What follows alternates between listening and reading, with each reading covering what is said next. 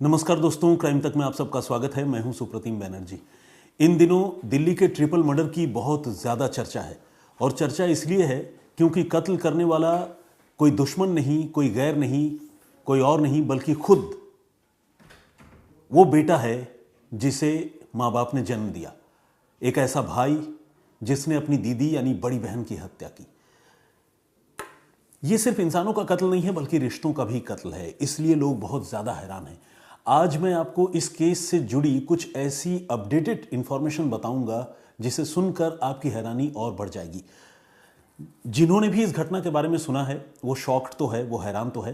हैरान होना लाजमी है क्योंकि 22-23 साल का कोई नौजवान लड़का अपनी बहन का, अपनी माँ का, अपने पिता का एक ही तरीके से तेज धार चाकू से गला रेत कर कत्ल कर दे और ये ड्रामा करे कि कत्ल कोई और करके चला गया, उसे पता ही नहीं है।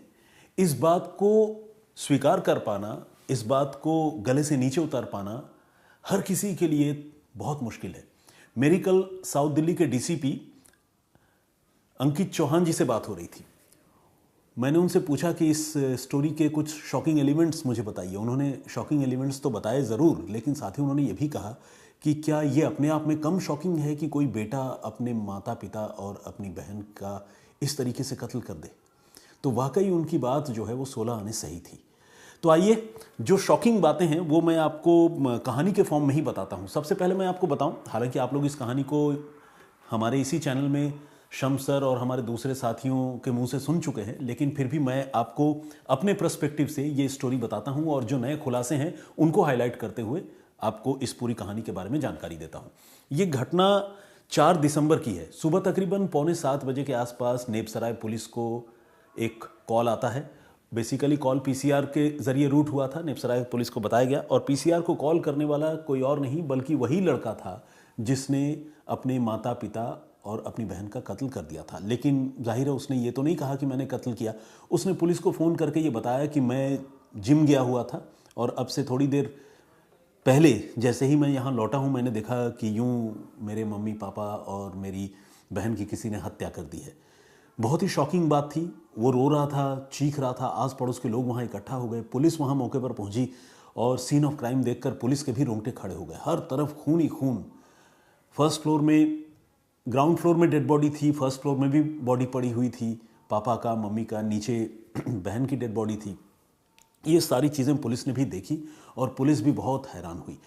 अब पुलिस सिर्फ चौंकने और हैरान होने के लिए तो है नहीं, पुलिस का काम इन्वेस्टिगेट करना है। तो पुलिस ने बहुत बारीकी से सीन ऑफ क्राइम को देखना शुरू किया कि आखिर कत्ल के पीछे का मकसद क्या हो सकता है।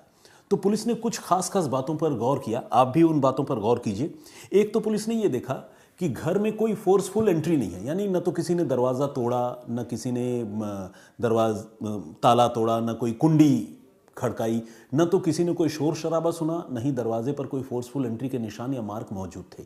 ये सबसे बड़ा इंडिकेशन था कि उस घर में कातिल की एंट्री जो है वो फ्रेंडली है। ये एक पॉइंट था। दूसरा पॉइंट ये था कि घर का कोई भी सामान, कोई भी वैल्यूएबल चीज़ वो बिखरा हुआ नहीं था, यानी ये मर्डर फॉर गेन नहीं था, लूटपाट वाली बात नहीं थी। तीसरा जो एक अहम पहलू था वो ये था कि जिस ब्रूटलिटी से, जिस बर्बरतापूर्ण तरीके से माँ बाप और बेटी की हत्या की गई थी, वो इंडिकेट कर रहा था कि कत्ल के पीछे मर्डर फॉर गेन तो बिल्कुल भी नहीं है बल्कि दुश्मनी है। लेकिन वो दुश्मन कौन है ये नहीं पता, लेकिन दुश्मन जो भी है उसकी इस घर में फ्रेंडली एंट्री है, उसको इस घर के लोग जानते हैं। ये सारी चीज़ें जो है ये इशारा कर रही थी कि परिवार का कोई आदमी हो सकता है। लेकिन पुलिस को अभी भी ऐसा नहीं लग रहा था कि इस घटना में घर का बेटा ही निकलेगा जिसने फ़ोन किया है। अर्जुन नाम है, तकरीबन यही समझ लीजिए कि 21-22 साल का लड़का है वो अर्जुन। उसने फ़ोन किया था। तो पुलिस को अभी भी नहीं लग रहा था। पुलिस को लग रहा था हो सकता है कोई करीबी हो, नाते रिश्तेदार हो, कोई रिलेटिव हो जिसने मार दिया हो। बेटा बहुत रो रहा था। अब पुलिस ने बेटे से तो पूछताछ की, साथ ही पुलिस ने उस इलाके में जो सीसीटीवी कैमरे लगे हुए हैं, पुलिस ने उन सीसीटीवी कैमरों को एग्जामिन करना शुरू किया। एग्जैक्टली घर के ऊपर फोकस करके तो कोई कैमरा नहीं है, लेकिन घर के रास्ते में आने जाने वाले कॉरिडोर पर कैमरे लगे हुए हैं। उन कैमरों को जब पुलिस ने देखा तो पुलिस ने ये नोटिस किया कि जो भी टाइम फ्रेम ये लड़का बता रहा है कि मैं सुबह तकरीबन 5:30 पौने 6 बजे यहाँ से निकला, जिम गया और उसके बाद मैं वापस लौटा यही 6:30 बजे के आसपास। और फिर मैंने ये बॉडी देखी। तो 1-1.25 घंटे का जो एक टाइम फ्रेम पीड़ित लड़का पुलिस को बता रहा था, जो एक ड्यूरेशन पुलिस को बता रहा था, पुलिस उसी टाइम फ्रेम का सीसीटीवी फुटेज चेक कर रही थी। ये काम पुलिस के लिए थोड़ा आसान भी था, क्योंकि अगर मान लीजिए लड़का कहता कि नहीं मुझे तो पता ही नहीं कब मार के चले गया, मैं तो 24 घंटे से घर नहीं आया हूं, फिर पुलिस के लिए मुश्किल ये होता कि उसे 24 घंटे की स्कैनिंग करनी पड़ती। यहां पुलिस सिर्फ 1.25 घंटे का सीसीटीवी फुटेज पुलिस स्कैन कर रही थी और डेड बॉडीज को देखकर भी ये क्लियर था कि मर्डर अभी तुरंत हुआ है।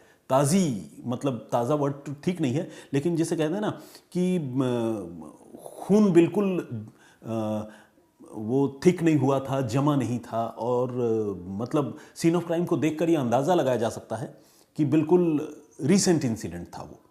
तो ये सारी चीज़ें इंडिकेट कर रही थी कि 1-1.25 घंटे में ही ये घटना हुई है। पुलिस ने जब सीसीटीवी फुटेज को चेक किया तो पुलिस ने देखा कि इन 1-1.25 घंटे के दौरान उस परिवार में जो 4 लोग हैं, जिनमें से 3 की मौत हो गई, एक बेटा जिंदा है, कोई 5वां आदमी उस तरफ आता या वहां से जाता हुआ बिल्कुल नहीं दिखा। तो ये अपने आप में एक बहुत ही हैरान करने वाली, बहुत ही शॉकिंग बात पुलिस को लग रही थी और इसी बात से पुलिस को बेटे पर शक भी हो रहा था। इसके साथ ही पुलिस को शक इस बात पर भी हो रहा था कि ये जो बेटा है, ये बार बार जो पुलिस उससे स्टोरी पूछ रही थी, कितने बजे गए, कहाँ गए, जिम गए तो कितनी देर वहाँ रहे, क्या एक्सरसाइज किया, कब लौटे, क्या किसी से बात हुई, ये जो भी स्टोरी पुलिस पूछ रही थी वो हर बार स्टोरी का जवाब तो दे रहा था। उसके पास जो कहानी थी वो कहानी तो सुना रहा था, लेकिन हर बार कहानी को वो थोड़ा सा इम्प्रोवाइज कर रहा था, उस कहानी में थोड़ा सुधार कर रहा था। ये बात पुलिस वाले बहुत बारीकी से नोट कर रहे थे, मार्क कर रहे थे, क्योंकि पुलिस को अब बेटे पर ही शक होने लगा था, क्योंकि सीसीटीवी कैमरा इस तरह का इंडिकेशन दे रहा था।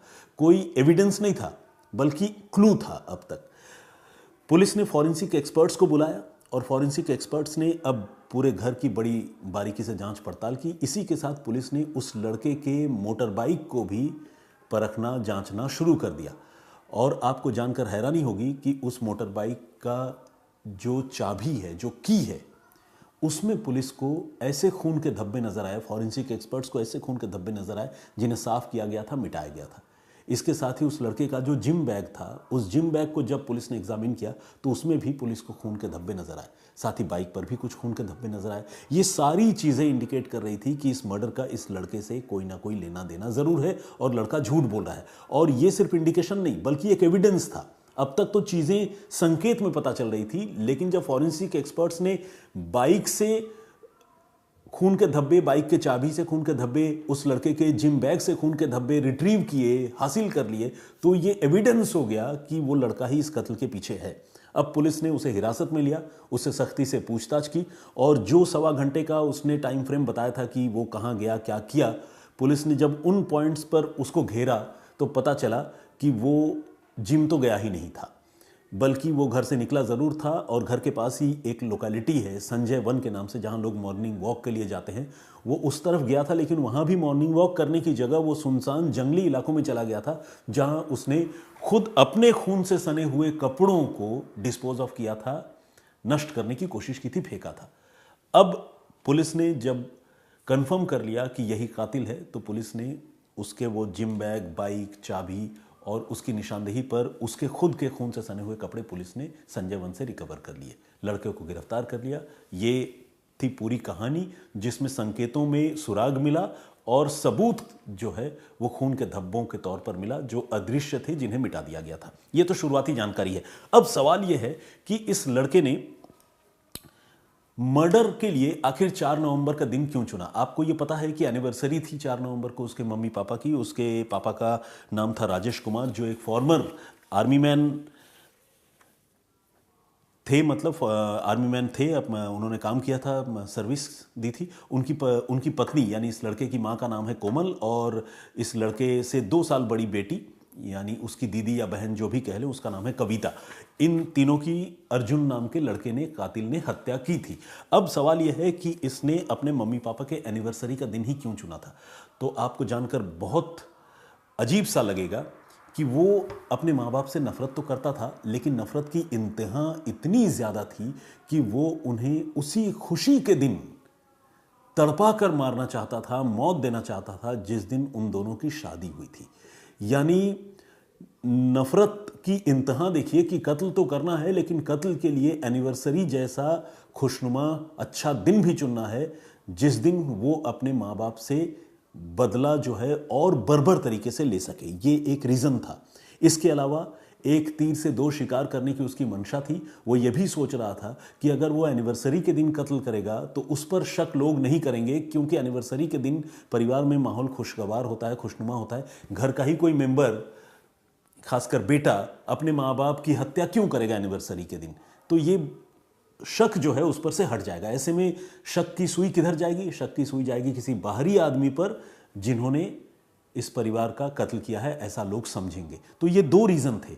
एक तो नफरत की इंतहा थी, खुशी के दिन कत्ल करना, और दूसरा शक खुद पर ना हो इसलिए एनिवर्सरी के दिन कत्ल करना। एक और जो एविडेंस पुलिस के हाथ लग चुका है वो ये कि इस लड़के ने अपने मोबाइल फ़ोन, लैपटॉप और दूसरे गैजेट्स में अलग अलग वक्त पर कत्ल के तौर तरीकों के बारे में सर्चिंग की थी, तलाश किया था गूगल से कि मर्डर का तरीका क्या क्या हो सकता है। उसकी जो सर्च हिस्ट्री है वो पुलिस ने रिट्रीव कर ली है, पुलिस को ये बात भी पता चली है।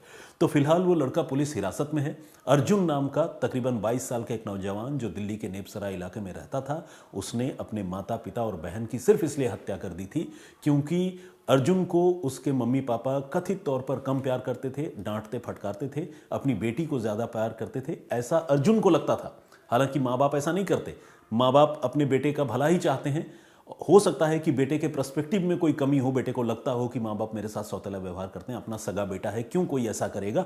बेटा जो है वो बॉक्सिंग करता था, बॉक्सर बनना चाहता था, नाम कमाना चाहता था। माँ बाप को कायदे से उसको सपोर्ट करना चाहिए था, लेकिन माँ बाप जो है वो थोड़े पुराने ख्यालात के थे शायद। वो सोचते थे कि स्पोर्ट्स में जाने का फ़ायदा नहीं है, कोई नौकरी करो, पढ़ो लिखो, और इस वजह से वो अपने बेटे को समझाने की जगह उससे सख्ती करते थे, और ये सख्ती जो है वो जानलेवा बन गई। बेटा जो है वो सिरफिरा निकला, इतना गुस्सा हो गया कि उसने अपने माँ बाप और बहन की हत्या कर दी। तो ये थी पूरी कहानी, जिसमें एनिवर्सरी के दिन कत्ल करने की जो वजह है वो अपने आप में बहुत अजीब है, और मुझे लगा कि ये अपडेट आप लोगों के साथ मुझे शेयर करना चाहिए। आज के लिए इतना ही, लेकिन इस पेशकश को ख़त्म करने से पहले जो प्रीवियस स्टोरी मैंने आप लोगों को सुनाई थी, जिसमें मैंने आपको बताया था कि किस तरह से अमेरिका में ऐसे खून के धब्बे जो तकरीबन महीने भर पहले कत्ल के बाद कातिल ने मिटा दिए थे, उसे फॉरेंसिक एक्सपर्ट्स ने नीली टॉर्च की रोशनी में ढूंढ निकाला था। उस स्टोरी पर आप लोगों ने जो कमेंट्स किए हैं, आइए कुछ कमेंट्स मैं अभी आप लोगों के पढ़ता हूँ। पीके जय श्री राम नाम से एक आईडी है, उन्होंने बिल्कुल सही है भाई, उन्होंने कहा he was right at his stand. ये किस संदर्भ में कह रहे हैं मुझे ये बात एग्जैक्टली समझ में नहीं आया। एनीवे, निवेदिता गुप्ता ने हौसला अफजाई की है, उन्होंने कहा एज यूजुअल नाइस प्रेजेंटेशन। मैं जब 10 साल की थी, हमारे घर में रेडियो नहीं था और उसमें अपना नाम सुनने के लिए मैं 2 किलोमीटर तक पैदल गई थी। झुमरी तलैया से निवेदिता। आज अपना नाम आपके मुंह से सुनकर बहुत अच्छा लगा। All the very best. Thank you very much Nivedita ji. मतलब मेरे नाम लेने से आपको जो एक नोस्टैल्जिक फीलिंग हुई, आपकी यादें ताज़ा हुई, ये बहुत अच्छी बात है। पूजा सोनी ने भी कमेंट किया है और इन्होंने ये लिखा है कि यू आर सो पॉजिटिव। आप कोई भी क्रिटिसाइज़ करता हो और उनकी लैंग्वेज अच्छी ना हो तो भी आप उसे पॉजिटिवली रिस्पॉन्ड करते हैं। जय हिंद। शिवम ध्रुव लिखते हैं छत्तीसगढ़ से। Love you Banerjee. केवल कृष्ण लिखते हैं so nice of you. Swati Pandit ने भी कमेंट किया है। हरेंद्र राघव ने कमेंट किया है, और इसके अलावा राघव भी हैं, मिस्टर शिवा हैं, डीएस भक्ति, तरुण हैं हमारे रेगुलर लिसनर, अरविंद पाल। इसके अलावा सुजाता ने कहानी के लिए, सुजाता सारा अब्राहम है मेरे ख्याल से, ये टोरंटो से हमें फॉलो करती हैं, देखती हैं हमारा शो। प्रदीप भाम्बू जी ने भी कॉम्प्लीमेंट किया है। आनंद बराल का कमेंट है। होमी राय, प्रियांशु प्रणव ने कमेंट किया है। उमेश भूंया जी ने जो कमेंट किया था, उन्होंने लिखा था कि उन्हें ऑनलाइन गेम खेलने की आदत बन चुकी है और इससे वो 30,000 रुपये हार भी चुके हैं। ये लत छूट नहीं रही, कैसे इससे बाहर निकले। तो मैंने उनको लिखित तौर पर ऑनलाइन गेम से कैसे बाहर निकले उसके लिए कुछ सुझाव दिए हैं। ऑब्वियसली मैं एक्सपर्ट तो नहीं हूँ, लेकिन जो मेरा पर्सपेक्टिव है, नज़रिया है, उसके हिसाब से मैंने सुझाव दिए हैं। तो कमेंट बॉक्स में उमेश भूंया, मैं आपसे रिक्वेस्ट करूँगा कि प्लीज़ वो सुझाव ज़रूर पढ़िएगा। और आप लोगों से भी गुजारिश है, आप अगर चाहें तो कमेंट बॉक्स में जाकर उसे पढ़ सकते हैं। अगर आपको ये लगता है कि वो सुझाव वैल्यूएबल हैं तो आप उसका फीडबैक मुझे दे सकते हैं। अगर उसमें कुछ कमी लगती है तो उसका फीडबैक भी दीजिए। शून्यम के नाम से हमारे एक दर्शक हैं, उन्होंने भी कमेंट किया है। One life one chance.